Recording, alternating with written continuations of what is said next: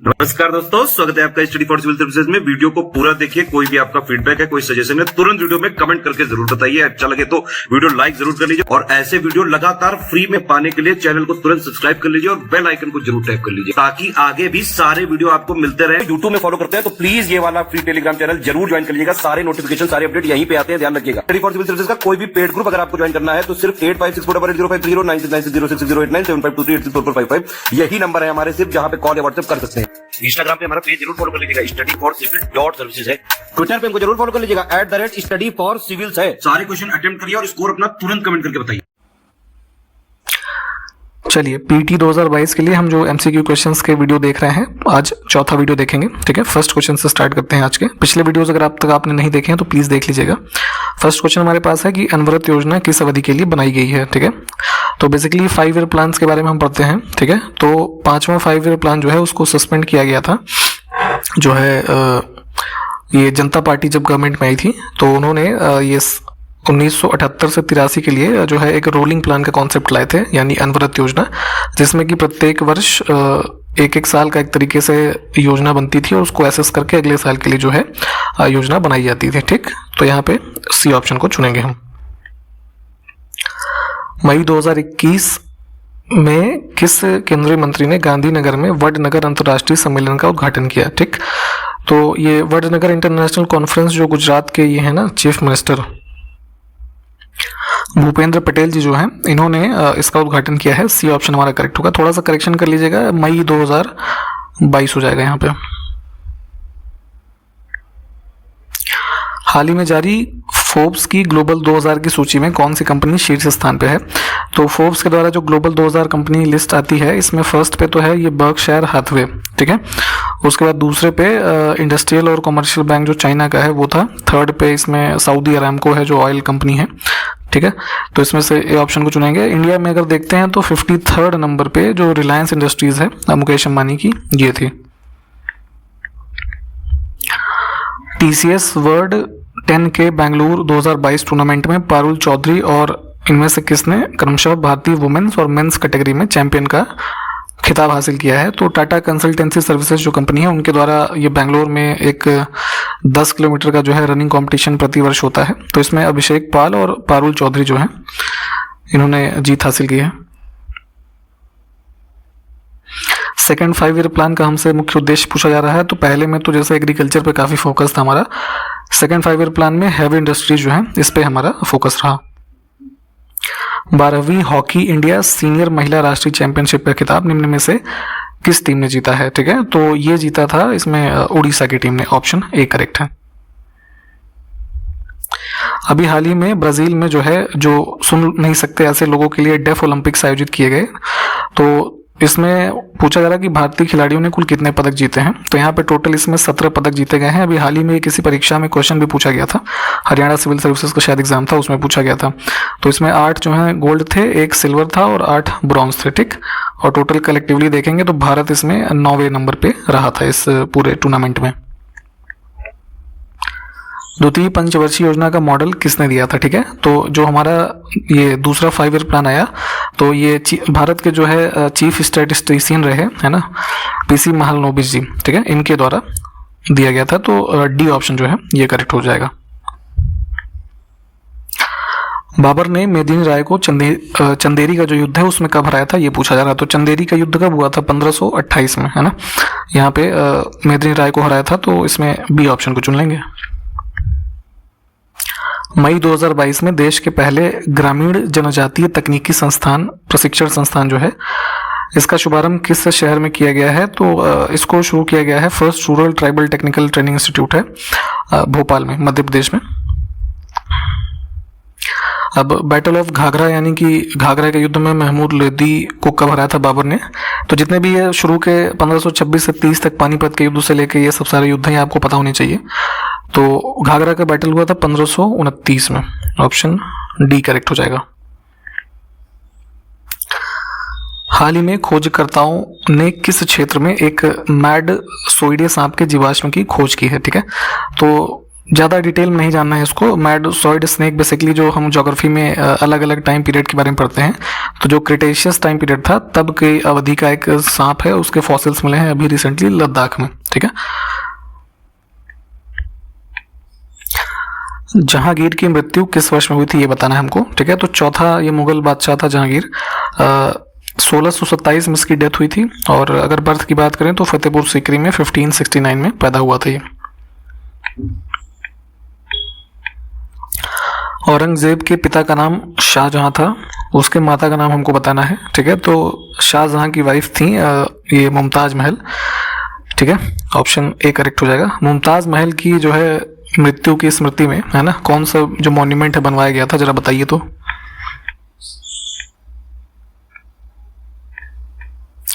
हाल ही में किस देश की खिलाड़ी ईगा स्वीटेक ने इटालियन ओपन 2022 महिला एकल का खिताब जीता है। ठीक है, तो इटालियन ओपन जो टेनिस का टूर्नामेंट अभी हुआ है, इसमें वुमेन्स सिंगल टाइटल जीता है इन्होंने। ये संबंधित हैं पोलैंड से। ठीक है, ऑप्शन बी।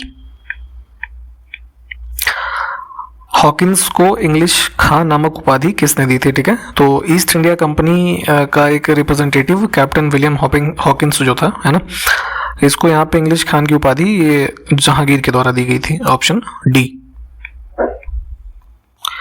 अंग्रेजों ने अपनी पहली स्थायी फैक्ट्री 1613 ईस्वी में कहाँ पर खोली थी? ठीक है, तो ब्रिटिशर्स और कह लीजिए यूरोपियन भारत में जब आए तो अलग अलग स्थानों पर इन्होंने ट्रेड के पर्पज से एक फैक्ट्रीज जो है एस्टैब्लिश की।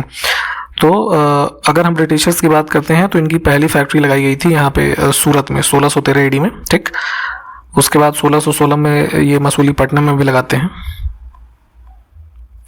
हाल ही में किस देश ने भारत को चटगांव, यानी कि इसको चतोग्राम भी कहते हैं, इस बंदरगाह का उपयोग करने की पेशकश की है? ठीक है, तो चटगांव पोर्ट कहाँ पे आपको पता ही होगा, ये बांग्लादेश में है। तो इसको जो है ऑफर किया है इंडिया को यूज करने के लिए बांग्लादेश ने। ब्रिटिश सम्राट का दूत बनकर थॉमस रो भारत किस वर्ष में आया था, ये बताना है हमको। तो यहाँ पे देखेंगे ब्रिटिश मोनार्क का एक तरीके से रिप्रेजेंटेटिव एम्बेसडर कह लीजिए बन करके मुगल कोर्ट में आया जहांगीर के दरबार में, ये थॉमस रो सितंबर 1615 एडी में, यानी कि डी ऑप्शन।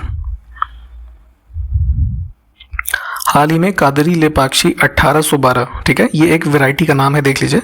तो ये किस फसल की एक नई किस्म है जिसको विकसित किया गया है? तो ये वैरायटी है ग्राउंडनट यानी मूंगफली की।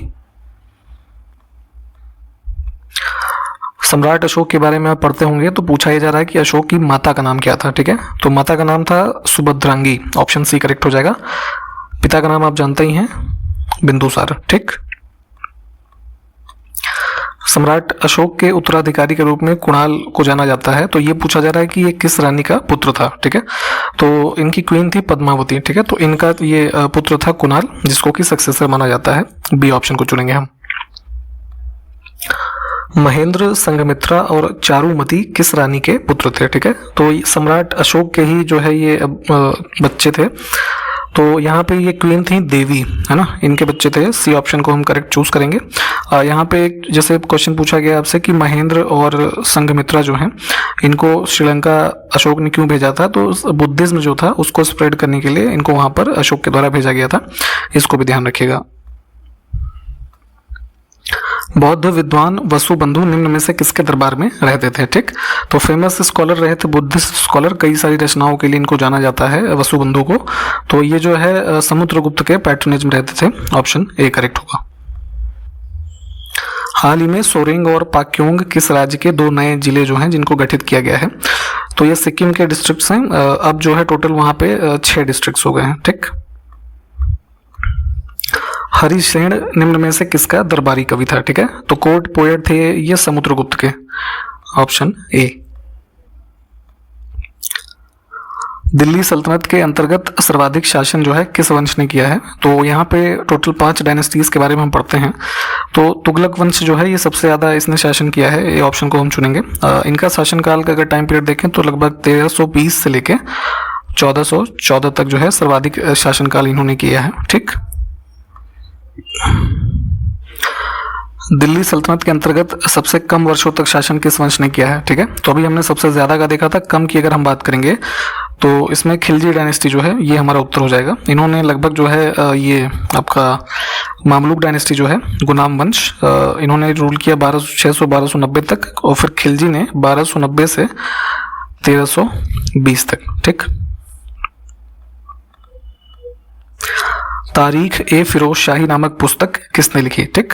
तो यहाँ पे जियाउद्दीन बर्नी के बारे में आपने पढ़ा होगा, मोहम्मद तुगलक, फिरोज तुगलक है ना, गयासुद्दीन तुगलक का समकालीन रहा, ये इसके द्वारा लिखी गई पुस्तक है।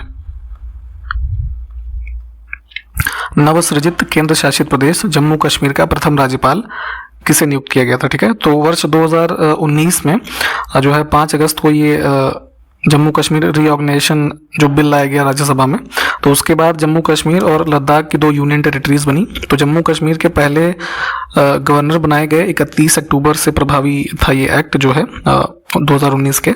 तो पहले बने थे ये आपके गिरीश चंद्र मुर्मू है ना, और राधा कृष्ण माथुर जो डी ऑप्शन में लिखे हैं, इनको लद्दाख का गवर्नर बनाया गया था। तो सी ऑप्शन इसमें करेक्ट हो जाएगा। वर्तमान में जो है मनोज सिन्हा जम्मू कश्मीर के गवर्नर हैं, और आपका जो है गिरीश चंद्र मुर्मू जो हैं ये वर्तमान में सीएजी हैं भारत के। केंद्रीय चावल अनुसंधान संस्थान कहाँ स्थित है भारत में? तो ये है कटक में, उड़ीसा में, ऑप्शन सी करेक्ट हो जाएगा। इंटरनेशनल राइस रिसर्च इंस्टीट्यूट की अगर हम बात करें तो वो मनीला में है, जो कि फिलीपींस में है। Central jute technology research institute कहाँ पर स्थित है? तो ये है वेस्ट बंगाल में, कोलकाता में। जनवरी 2022 में किस देश ने विश्व आर्थिक फोरम के दावोस एजेंडा 2022 में P3 मूवमेंट यानी कि प्रो प्लैनेट मूवमेंट का प्रस्ताव रखा? ठीक। तो जो है वर्चुअल माध्यम में दावोस एजेंडा जो वर्ल्ड इकोनॉमिक फोरम का है इवेंट, इसमें प्राइम मिनिस्टर नरेंद्र मोदी ने जो है हिस्सा लिया, और यहाँ पे भारत की तरफ से ही ये प्रो प्लैनेट पीपल जो मूवमेंट है इसका प्रस्ताव रखा गया, जो नेट जीरो कार्बन एमिशन का टारगेट है भारत का वर्ष 2070 तक। तो उसी की दिशा में जो है कई सारे इनिशिएटिव्स इसमें बताए गए हैं। निम्नलिखित में से कौन सा भाग हमारे शरीर का सबसे कठोर यानी कि हार्डेस्ट पार्ट है हमारे ह्यूमन बॉडी में? तो जो हमारे दांत होते हैं है ना, तो आउटर लेयर जो होती है इनेमल होती है ये। ठीक। तो ये सबसे हार्डेस्ट सब्सटेंस है, ऑप्शन सी को चुनेंगे। किस चीज से ये बना होता है, क्या कोई कमेंट करके बताएगा? निम्नलिखित में से कौन सा तत्व हमारे शरीर में अम्लीयता व क्षारकता के बीच संतुलन बनाए रखता है, यानी कि जो पीएच लेवल है न्यूट्रल लेवल पे मेंटेन करता है उसको कौन बॉडी में? तो ये है फॉस्फोरस।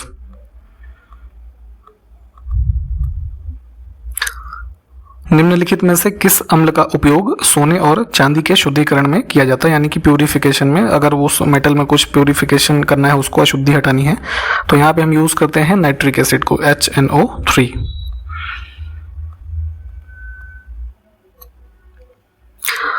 एनीमिया निम्न विटामिन में से किसकी कमी से होने वाला रोग है? ठीक है। तो एनीमिया क्या होता है? रक्त अल्पता, यानी कि बॉडी में आयरन और जो ब्लड है इन सब की डेफिशिएंसी होने लगती है। तो यहाँ पे बॉडी को किस चीज़ की कमी होती है? Vitamin B12, folate, option C जो है ये करेक्ट हो जाएगा। मात्रकों की अंतरराष्ट्रीय पद्धति की स्थापना कब हुई थी, यानी कि इंटरनेशनल सिस्टम ऑफ यूनिट्स? तो जैसे फिजिक्स में आपने SI यूनिट्स के बारे में पढ़ा है, उसी की बात हो रही है। ठीक है। तो इसकी स्थापना SI यूनिट्स की जो है ग्लोबली एक्सेप्टेड सबसे प्रेफर्ड सिस्टम ऑफ यूनिट अब ये हो गया है, ये 1960 में जो है स्थापित किया गया था। अगला है, जिस तत्व के परमाणु में 7 प्रोटॉन, 7 न्यूट्रॉन और 7 इलेक्ट्रॉन हो, उस तत्व की द्रव्यमान संख्या यानी कि एटॉमिक मास नंबर जो है वो कितना हो जाएगा? ठीक है। तो मास नंबर बेसिकली केमिस्ट्री में क्या होता है? Number of proton plus number of neutrons. ठीक है। तो प्रोटॉन और न्यूट्रॉन की संख्या कितनी है? 7 है ना, तो 14 हो जाएगा उसका जो मास नंबर होगा।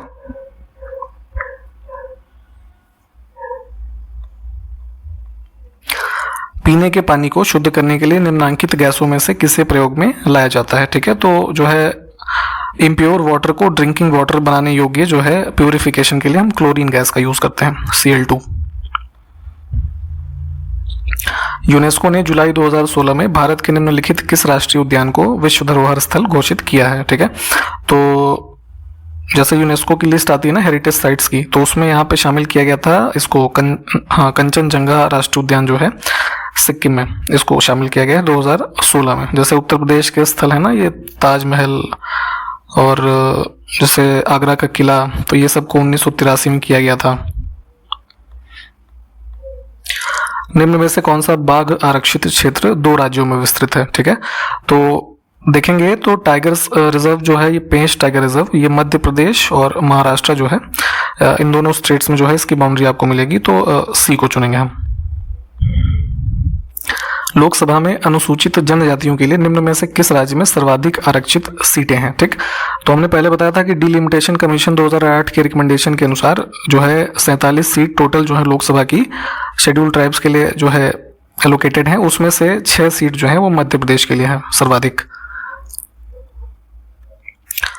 लोकसभा और राज्यसभा में गणपूर्ति संख्या यानी कि जो कोरम होता है, मिनिमम कोरम बेसिकली क्या होता है कि मिनिमम नंबर ऑफ मेंबर्स जो हैं उतने होने चाहिए, तभी किसी भी मीटिंग को जो है वहाँ पे कन्वीन किया जा सकता है या कोई सभा हो सकती है। ठीक, तो सदस्य संख्या लोकसभा और राज्यसभा का 1/10 अगर जो है मौजूद है मेंबर्स, तो उस हाउस की गणपूर्ति संख्या पूरी होती है तो और तब कोई मीटिंग हो पाती है।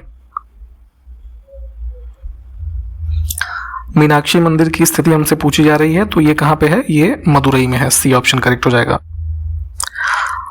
अगला है अष्टाध्यायी पुस्तक जो है किसके द्वारा लिखी गई है? ठीक है, तो कई बार पूछा गया आपसे, ये फेमस बुक है, पाणिनि के द्वारा लिखी गई थी, ऑप्शन बी। ठीक, तो आज तक के वीडियो में हम यहीं तक रखेंगे, इसको सारे क्वेश्चंस को देख लीजिए। नेक्स्ट वीडियो में मिलते हैं आपसे, तब तक के लिए नमस्कार, जय हिंद।